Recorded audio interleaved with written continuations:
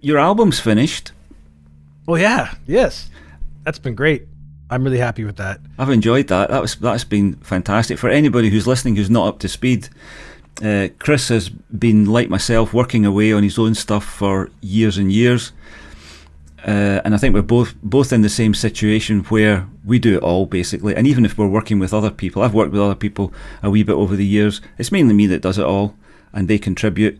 Chris is Deaf by Design, branding. I think you've worked. That's all solely your own stuff, isn't it? There's not Yeah, anybody else involved with that. Yeah. So you've been on your own, and then we stumble into one another through a comment on a YouTube video, and after a little while, it becomes apparent that Chris's favourite bit of making music is the making music bit, where you play the instruments and you record them and you listen back to it and go, that was pretty good.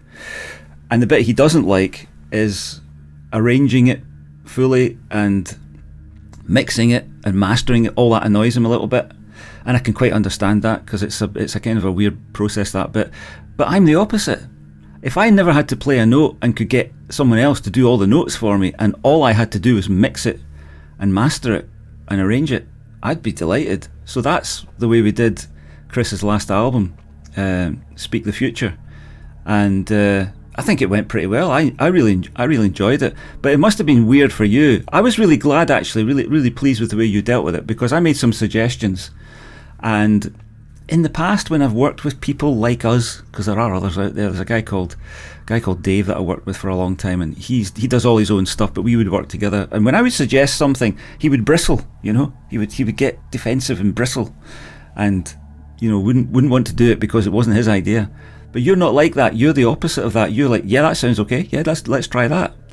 Yeah. So that's been good. You've been very open to having different ideas put in, and you haven't freaked out once. I don't think you've freaked out at all. You've said, I'd rather have that sound in there, a sound that I took out. You said, can you keep that in? That's fine, so we'll put that back in.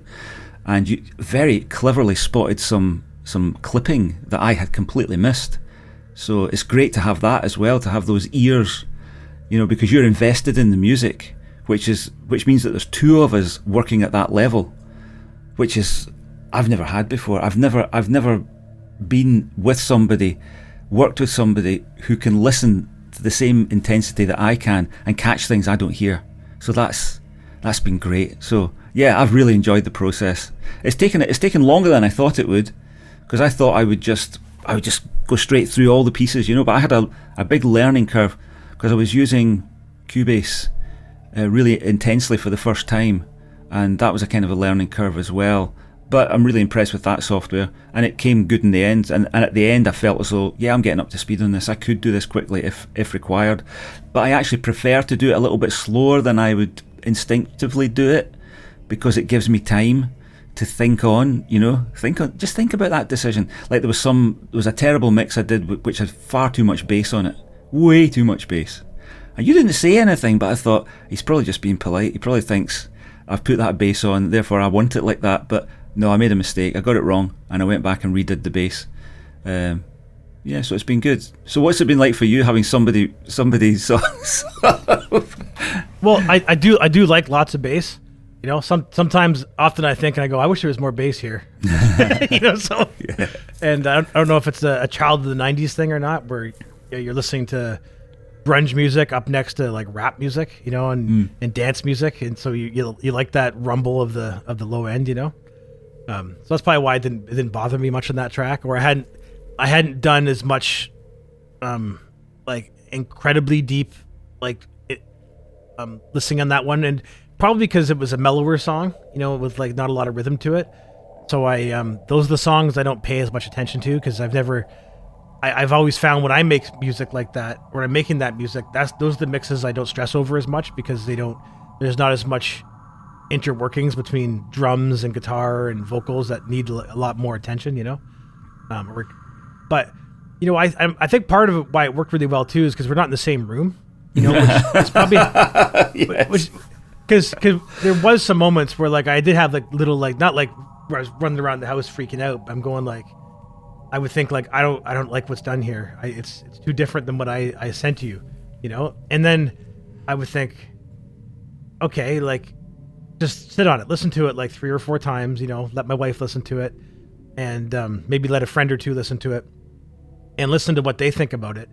And anything that would turn me off at all didn't upset anybody else. Everybody else thought it was great, right? So then I started thinking about it. I'm like, well, I know, I do. There's one thing I do when I make music that probably hinders my ability to push the songs forward, is I start enjoying them long before they're ready to be enjoyed, you know. And I've heard like really good, like Rick Beato says you shouldn't do that. You know, you shouldn't like enjoy listening to your demos.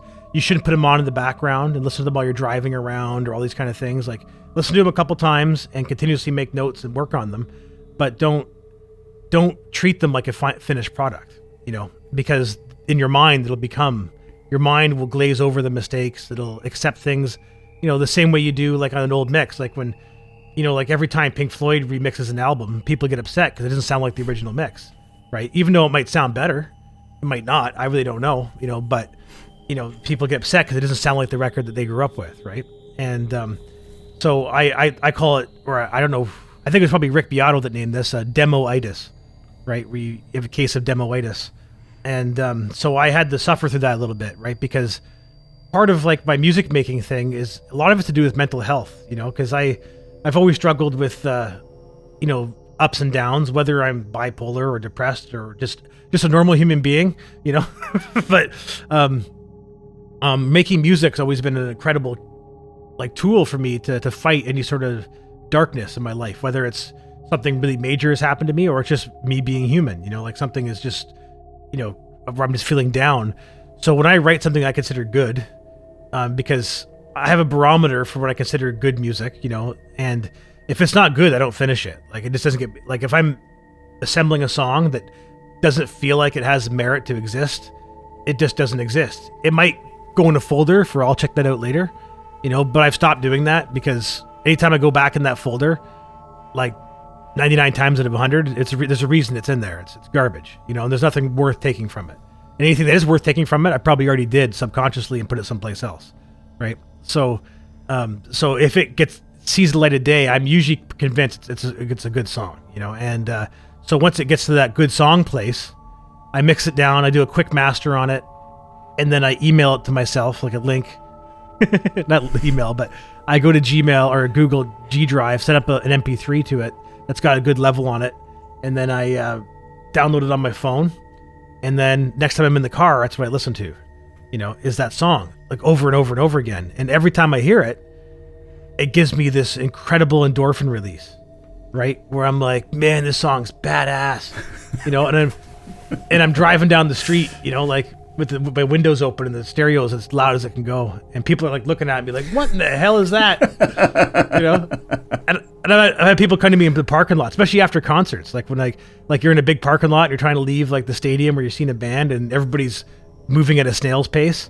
And people are walking by your car, going to their car, and they'll stop me and be like, what is that shit? That's amazing. I'm like, that's a song I recorded yesterday. You know? And they're like, what? You made this yesterday? Yeah. I'm like, yeah, how's it sound? They're like, it's great. I love it. You know, so like those moments are kind of like what really, like they give me like some of the most joy I experience on a daily basis.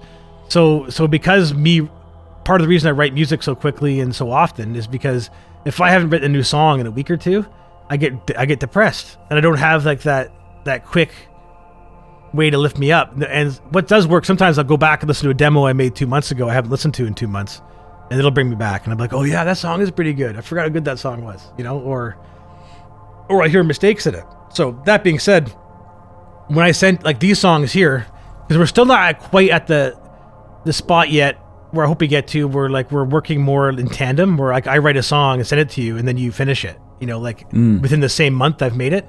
But like these songs here, some of these songs were recorded as early as 2022, you know, and some of them are recorded in 2023. I don't know if you've worked on any songs yet that were recorded this year yet. I don't know. Maybe one or two, because they like the Future Saga were all recorded at the same time, right? There was a lot of overlap in time. Like some songs in Taste the Future were written after songs that were on Speak the Future and vice versa, and you know, so it's almost like, you know, when you chip your tooth and like all of a sudden your mouth is messed up and you can't help but you rub your tongue against this new shape in your mouth that doesn't feel right. And after a few months or a few weeks, you just accept that as that's the way your mouth is now, you know? Yeah. There was the same kind of experience that I had with you mixing my songs, where I would like every change you made, positive in any way, still felt like something wrong with my song, right? But I knew that was all on me, 100% on me, right? So I kept that aside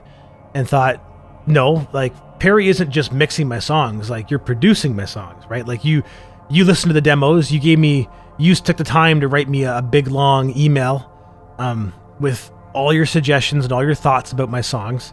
Then I took all those and to the best of my ability applied them before I gave them back to you, you know, and then let you go to work on them, right? And so it's I wanted to trust you in that, you know, like I'm like, because you have ears I like, you liked a lot of the same music I like, you know, music that I like that you don't know or don't care for. Often you've listened to it after I've said you should really like these guys, and you're like, holy shit, you're right, I should, you know. And yes. So that gives me a lot of trust, right? Like that you and I are kind of like looking at music the same way. So in hindsight, like a couple times now, I've gone back and listened to the demos after I've fallen in love with your versions, and now it's like it's even worse. Like I listen to the demos, I go, oh, these are garbage, you know, like not garbage, but they're, you know, your versions are better. Like I would, if I lost your masters and mixes and you were gone and I couldn't get them back, I'd be devastated. You know, I'd be like, I need Perry's mixes back. You know, so you know, so I'm glad, like,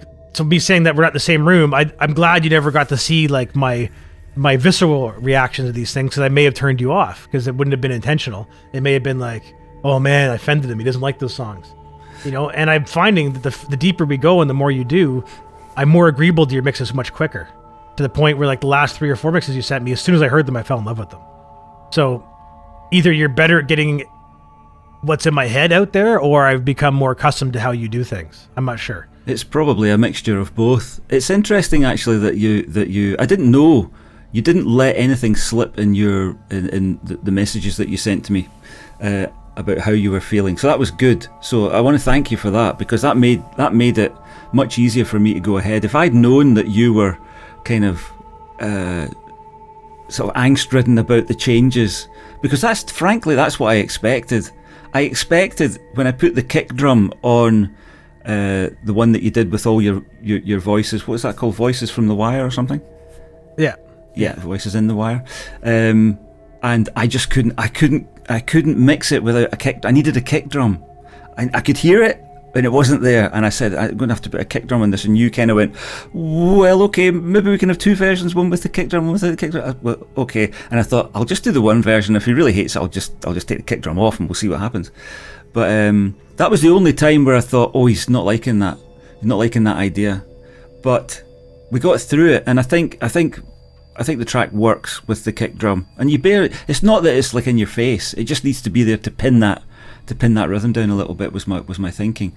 So yeah, I appreciated the way that you went about this. It was great, because it allowed me to, I didn't really, at first I was like, how much can I change this? This is Chris's track. But it really doesn't end. It hasn't really got that kind of ending that I would put on. So that wee bit at the start, we could just go back to that at the end, and that would be a nice little coda. So, you know, I thought, I don't know if I can do that. I'm going to do it anyway. We'll see if he likes it or not. If he doesn't like it, the original version's still there. So I would do it, and you would say, that's quite good, quite like that. And so that allowed me to build in confidence. So yes, by the time we got to the last 2 or 3 mixes, I probably was more confident in what I was doing with the feedback that you'd given me. And you would obviously, yes, be getting more used to the fact that this is going to come back in a form that I didn't send it, which is kind of the whole point. If I was simply tidying up your demos and making things sound like your demos, there wouldn't be much point, because you could do that quicker than I could do it. Yeah. Because one thing I wanted to talk to you about and see, maybe get some back and forth on it, is when I go into your sessions, I have a particular way of working sessions in the very sort of practical way, from left, you know, the DAW goes from left to right, it flows from left to right, and it flows up and down as well, because it's got the tracks. So sort of all aligned. And I've been working that way since Cubase came out in God knows when, 1990 or something, you know, which was a revelation in the day. The competitor to it was C-Lab, Notator, I think, and it was terrible. Couldn't work with that at all, but Cubase was brilliant. And here we are, 30 odd years later. I'm now back with them working on it again. So that's the way it's laid out. So I put the drums at the top, and then I have the bass under that. And then what comes next is all of the instruments as they appear in the timeline, sort of going down, and that's the way I work. So you'd given me the MIDI information, some of which I couldn't use because I didn't have the plugin, and you'd given me the stem as well, or the render, and that was all great. All of that worked really well. I was really pleased with the way that worked, the way it all just kind of flowed, and me getting into it. Probably the biggest part of what I was doing was actually, and this is where not being in the same room is a disadvantage, I was having to listen to your demo, then reconstruct in my mind what the important parts are and find them on the timeline and then all these layers, and then prioritize them according to the way the track runs. And I feel as if we were in the same room, that wouldn't be I wouldn't have to do that, because it would be laid out in a way that we both understood, and you know, we could both leave one another's presence and be able to work on the track because it would all be laid out in that way. So but it was good. I mean, you've no idea. It's kind of daunting actually before I open up a Cubase session, especially if I have just one to work on. It's weird because if I've got three to work on, I know I get my sleeves rolled up and I'm into that. I know I'm into that for the next couple of weeks. If I've only got one to work on, I know it's going to start and it's going to end, and then I won't know what to do, you know, which is weird. It's a weird one. But opening up a session and getting into it is like, it's like opening up a toy box in a kind of way. It's like, wonder what's going to be on this. You know, I've heard the demo, so I know roughly what's there. But it's like, I could do this with that, and he's not doubled that up. Well, I'll double that up, or you know, things like that. You know, it's fascinating for me. I really love it. So I'm making a commitment right now. I'll do anything you send me. I'll do anything. That's awesome. You choose. I'll just work with it as best I can. Anything.